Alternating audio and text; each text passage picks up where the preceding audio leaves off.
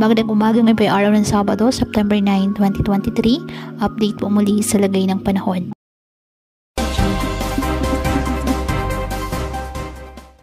Ayon sa Pag-asa, isang low pressure area ang minomonitor ngayon sa labas po ng ating Philippine Area of Responsibility. Pero mababa naman ang chance nitong pumasok ng ating boundary. Wala rin itong epekto ngayon sa anumang bahagi ng ating bansa.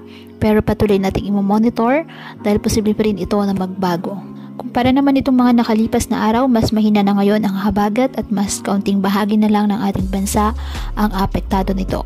Umaabot na lang sa western section ng northern at central Luzon at bukod dyan, posible rin po ang localized thunderstorms sa iba pang bahagi ng ating bansa. Sa ngayon, wala pong bagyo sa loob po ng ating Philippine Area of Responsibility. Pero posible pa rin pong maranasan ng mga pag-ulan sa ilang bahagi ng bansa na dulot po ng mga thunderstorms.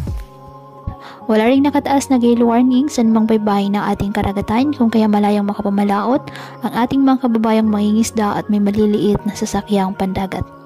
Ngayong araw, ang Metro Manila at ang nalalabing bahagi ng ating bansa, generally fair weather condition, mainit at malinsangan. May chance lamang po ng mga localized thunderstorms lalo na sa hapon at gabi. Kaya pinapayuhan ng ating mga kababayan na may maingat at maging alerto po sa mga posibleng pagbaha at pagguho ng lupa at ugaliin na magdala palagi ng payong o kahit anumang panangga sa ulan sa tuwing lalabas ng ating mga tahanan. At yan po muna ang update sa lagay ng panahon ngayong araw. Muli patuloy po tayo na mag-ingat at palaging tandaan, God loves you. Stay safe and God bless.